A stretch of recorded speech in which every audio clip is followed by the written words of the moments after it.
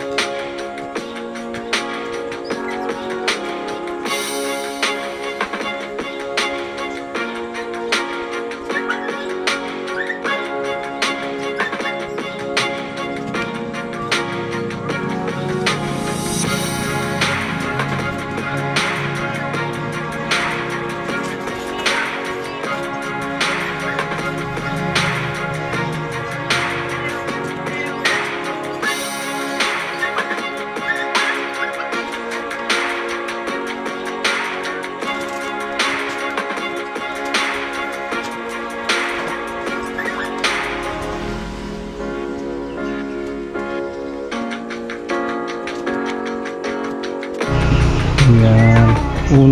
Parang ano, millennial lang. Good morning ba yung tawag doon?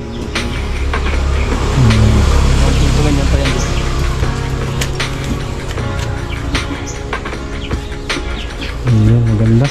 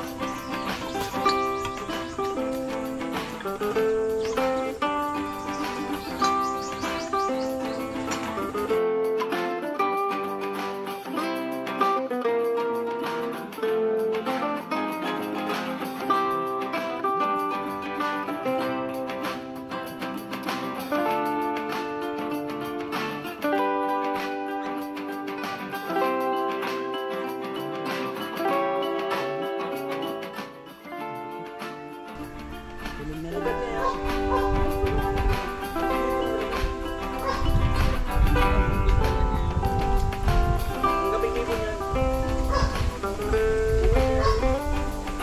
ko ahas yun, napulututan siya eh.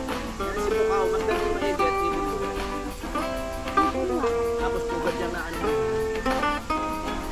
Meron na niya kulay dito. So yun no. Habang gumagawa tayo ng kubo ay alin? Muisit. Maligo tayo dito sa ilog.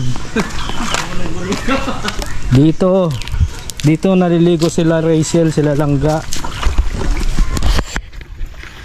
Testingin natin first time natin matitesting tong ilog ni Titay. Kay Kuya rin yan. Yung battery ang bumigay na bro. Matay. Okay lang. Okay lang nagaan. Basta nagbe-blink. Ang lupa pa lang lalim nito. Buwang. Malakas din na. Malakas.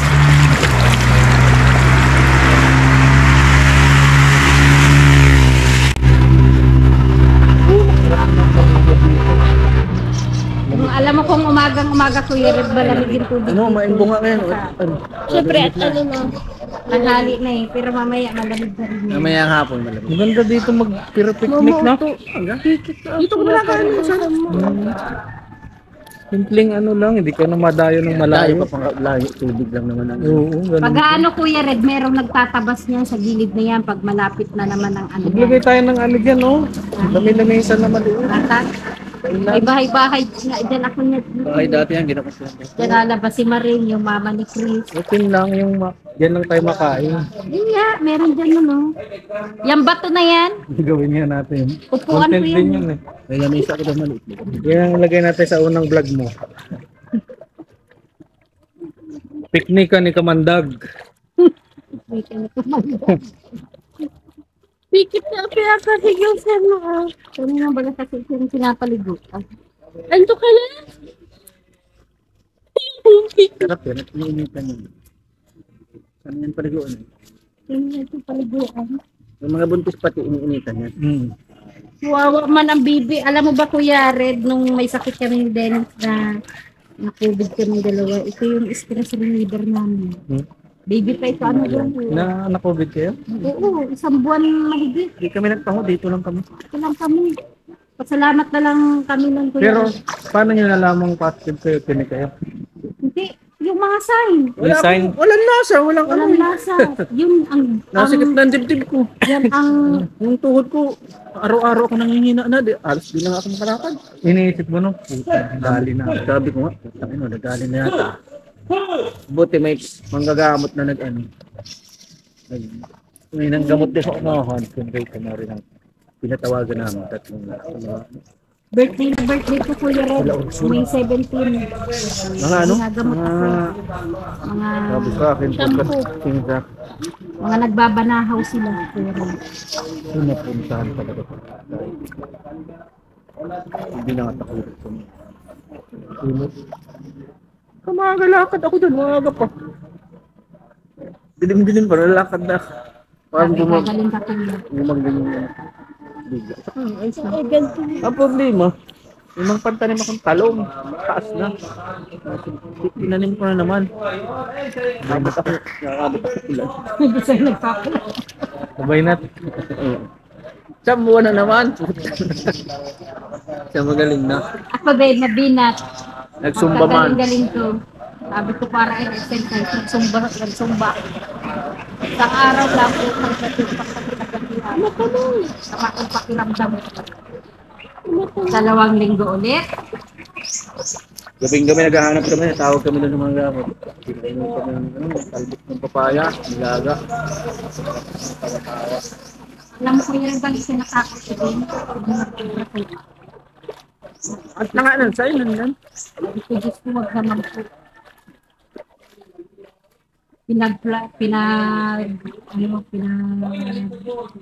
Billing, ano ko, Yung power ako nung manggagamot. Magkatawagan lang kami.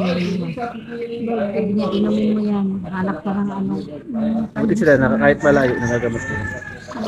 Talbos ng papaya, Kuya Red, tapos isang yung ano, tawa-tawa, lagain mo yan. Sabi niya, pagpapawisan ka niya. Pinagpawisan ako, Kuya Red, hanggang umaga.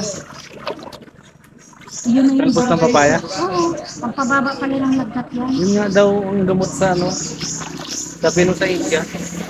Akala ko ba ano? Wala.